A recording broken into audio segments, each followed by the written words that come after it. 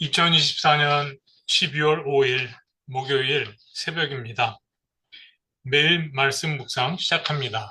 함께 하는 모든 분들과 가정과 일터에 신실하신 하나님의 은혜와 그리스도의 평강을 기원합니다.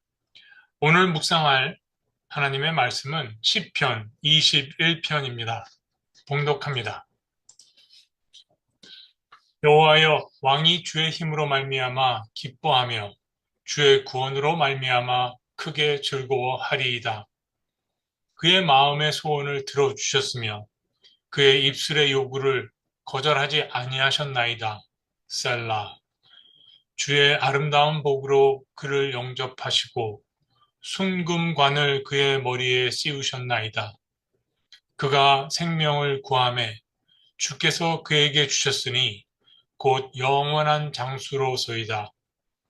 주의 구원이 그의 영광을 크게 하시고 존귀와 위엄을 그에게 입히시나이다. 그가 영원토록 지극한 복을 받게 하시며 주 앞에서 기쁘고 즐겁게 하시나이다.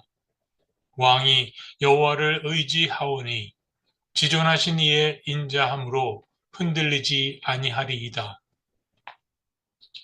왕의 손이 왕의 모든 원수들을 찾아내며 왕의 오른손이 왕을 미워하는 자들을 찾아내리로다. 왕이 노하실 때에 그들을 풀무불 같게 할 것이라.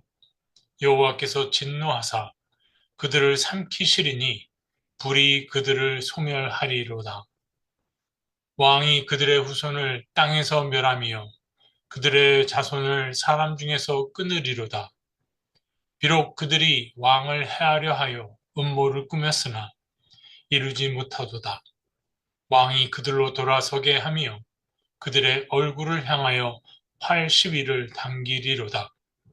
여호와여, 주의 능력으로 높임을 받으소서.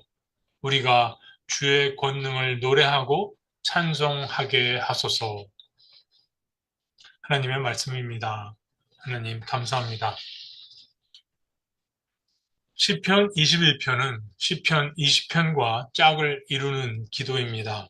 시편 20편은 전장에 나가기 전 왕의 승리를 위해 하나님의 도우심을 바라는 기도였습니다. 21편은 전쟁에서 승리하고 돌아와 왕을 도우시고 승리하게 하신 하나님을 찬양하는 기도입니다. 지은인 두 편 모두 다 다윗입니다. 시편 21편의 상황을 영화의 한 장면으로 연출해 본다면 이스라엘 백성들이 광장에 운집해 있고 광장 앞에는 단상이 있습니다. 단상 위에는 제사장이 있습니다. 승전보를 듣고 이들은 모여 있습니다. 군중들 중앙을 가르며 단을 향해서 승리를 한 왕과 장수들과 군사들이 전승물들을 끌고 행진합니다. 이스라엘 백성들이 기뻐 환호하는 가운데 왕이 단으로 올라오고 제사장이 마중합니다. 제사장이 하늘을 향해 두 손을 들자 군중들의 환호가 잦아집니다. 잠시 침묵이 흐르고 제사장은 기도를 시작합니다. 1절부터 6절 제사장이 기도합니다. 왕의 소원을 들으시고 왕을 도와 승리케 하셨으며 왕에게 존귀와 영광을 베푸신 하나님께 감사합니다. 왕과 온 백성이 하나님께서 베푸신 구원의 복을 기뻐하고 즐거워합니다. 7절 백성들이 응답합니다. 왕이 하나님을 신뢰하기에 엘 엘리온 높으신 하나님의 헤셋 신실하신 사랑이 왕을 지키실 것입니다. 8절부터 12절. 제사장이 다시 기도합니다. 하나님의 진노가 왕을 통해 원수들에게 임할 것이며 왕을 통해 원수들의 잔당들과 왕을 미워하는 자들이 모두 소멸될 것입니다. 끝으로 13절.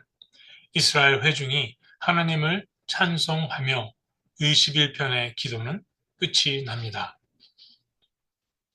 자, 거의 3000년 전 오늘과 전혀 다른 시대적 상황에서 쓰여진 이 기도를 우리의 삶에 어떻게 적용할 수 있을까요? 두 가지만 간추려 봅니다. 가장 먼저 왜 히브리 경전에 이 기도문을 수록해 오늘날 읽혀지게 했을까? 시대 상황이 변해도 승리하게 하시는 분은 하나님이심을 후대 사람들이 기억하게 하기 위함입니다. 승리하게 하시는 하나님을 기억하고 의지할 때 삶의 어려운 현실의 문제로부터 현실 도피하지 않고 오히려 어려움을 직면해 끌어안게 됨을 봅니다.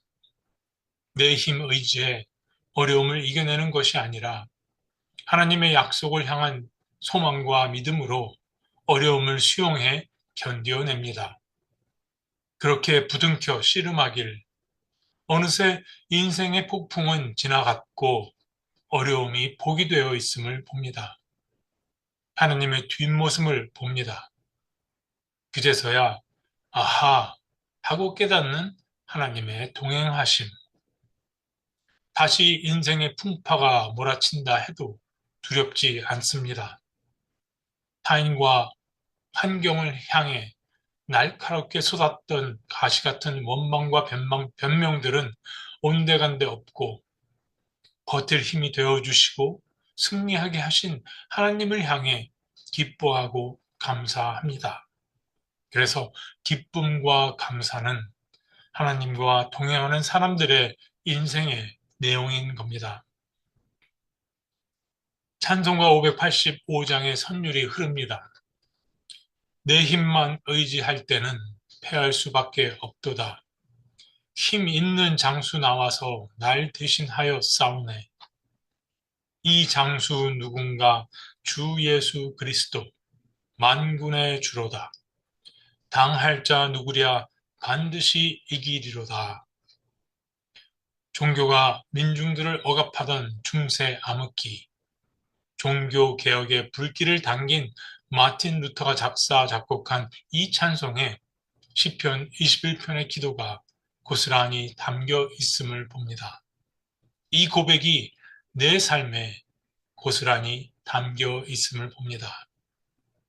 여기서 하나님의 도우심을 받아 전쟁을 수행하는 왕이라는 역할에 대해 생각해 봅니다. 하나님께서 주시는 복은 언제나 가능성으로 주어지므로 왕의 책무와 소명은 가능성을 현실로 바꿔내는 것입니다. 이 책무로 소명받은 사명자에게 하나님은 순금 면류관을 씌우십니다. 금면류관은 하나님께서 주시는 영광과 권위와 책임을 상징합니다. 가능성이란 하나님의 꿈입니다. 그래서 베드로 사도가 하나님의 자녀들을 일컬어 왕 같은 제사장이라 한 것은 하나님의 자녀들에게 하나님의 꿈을 현실로 바꿔내야 하는 영광과 권위와 책임이 있음을 알리고자 했던 겁니다. 이것이 예수님께서 가르쳐 주신 주님의 기도의 의미입니다. 그래서 주님의 기도를 아주 간단히 줄이면 내가 도울 테니 너희가 하라입니다. 주님의 기도로 기도할 때 하나님께서 나에게 맡겨주신 왕으로서의 책무와 소명을 되새기며 헌신을 다짐합니다. 주님의 기도는 소원 성취, 주술문이 아닙니다. 다음은 시편 후반부와 관련해서입니다. 시편 21편을 책상에 펴놓고 바라보고 있자니 빙산이 떠오릅니다. 전반부 1절부터 7절은 수면 위로 보이는 빙산의 일각입니다.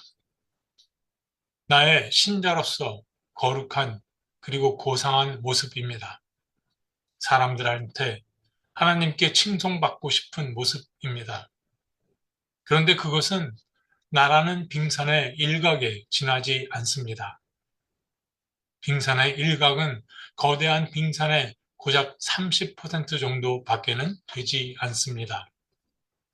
보이지 않는 수면 밑으로 거대한 빙산 덩어리가 있는데 배가 항해하다가 부딪히게 되면 좌초합니다. 보이지 않는 빙산이 진짜 무섭다는 이야기입니다. 겉으로 드러난 나의 거룩하고 화려하고 고상하고 멋있고 번드르르한 모습은 나라는 존재의 전부가 아닙니다. 눈에 보이는 게 다가 아닙니다. 그렇다면 빙산의 70%에 해당하는 실체는 무엇일까? 그것이 8절부터 12절 후반부의 내용이라 생각됩니다. 나의 내면 깊이 어둠 속에 또아리를 틀고 있는 증오와 혐오와 미움과 공포입니다. 8절부터 12절을 히브리 원문에서 번역해 봅니다. 하나님 찬양 뒤에 숨겨진 기도자 내면의 분노와 복수심이 그대로 드러납니다. 당신의 손이 원수를 색출하여 그 오른손이 당신을 미워하는 자들을 찾아내게 하소서. 당신의 증오가 그들을 활활 타는 오븐이 되게 할 것이며 당신의 분노가 그들을 집어삼켜 불이 그들을 불사를 것입니다. 그들의 자식들은 이 땅에서 소멸될 것이며 그 자식들의 씨까지 진멸될 것입니다. 그들의 등을 돌려 세우사 당신의 쉬위에 얹힌 화살들이 그들의 얼굴에 처박히게 하소서. 후반부의 기도가 시편 21편을 끔찍한 저주 시편으로 만들어 버립니다. 여기에 사랑과 용서와 긍휼은 찾아볼 수 없습니다. 차마 이런 기도를 드릴 수 없을 것입니다. 그런데도 하나님은 왜 저주의 기도를 시편에 담아 내가 마주하게 하신 걸까? 그리고 왜 나는 지금 당혹스러운 걸까? 내 안에 살고 있는 상처받고 억울한 자아가 들켰기 때문입니다. 하나님은 당신의 자녀가 자기 마음을 깊이 성찰하고 상처받은 자아가 치유받길 원하십니다. 진짜 무서운 원수는 외부가 아니라 내 안에 있습니다. 내가 하나님의 형상을 닮은 나답지 못하게 하는 어둠과 죄, 곧 사탄 마귀입니다. 공생애를 시작하기 전 예수님은 광야에서 홀로 금식하며 이 내부의 원수를 마주하시고 물리셨습니다. 예수님께서 말씀하십니다. 사람을 더럽히는 것은 입으로 들어가는 것이 아니라 입에서 나오는 것이다. 십자가에 못 박혀 달리신 예수님 우편 죄수는 세인들의 동경을 받고 왼편 죄수는 손가락질 당합니다. 그러나 안타깝게도 그 두 명의 죄인이 내 안에 함께 살고 있음을 아시는지요? 이 두 명의 죄인이 나의 진실된 자아의 모습임을 알아야 합니다. 예외는 없습니다. 이렇게 표리가 부동한 기도자 다윗이 어떻게 하나님 앞에 성화되어 갔는가? 우리는 이미 결과를 알고 있습니다. 그가 지은 시편 기도를 통해 목격하는 그의 성화의 과정에서 나는 치유하시는 하나님께서 이루어 가시고 계시는 나의 성화를 기대합니다. 그래서 남을 시기하고 미워하고 잘못되기를 바라는 불편한 감정까지도 하나님의 말씀이라는 명경 앞에 비춰보게 하는 오늘 시편 기도가 더욱 소중하게 여겨집니다. 주님, 시편 21편의 말씀에서 얻은 깨달음으로 간절히 기도를 드립니다. 주님, 저는 곤고한 사람입니다. 어두운 사망 권세에서 어떻게 헤어날 수 있겠습니까? 빛 되신 주님, 이 어둠에서 저를 구원해 주실 분은 오직 당신뿐이십니다. 주여, 불쌍히 여겨 주옵소서. 그리스도께서 힘 있는 장수가 되어 나를 구원해 주시니 하나님의 치유가 임할 것입니다. 그리스도의 사랑과 평강 가운데 기쁨과 감사의 열매를 거두게 될 것입니다. 이 모든 소망의 주님 되신 예수 그리스도의 이름으로 기도드립니다. 아멘.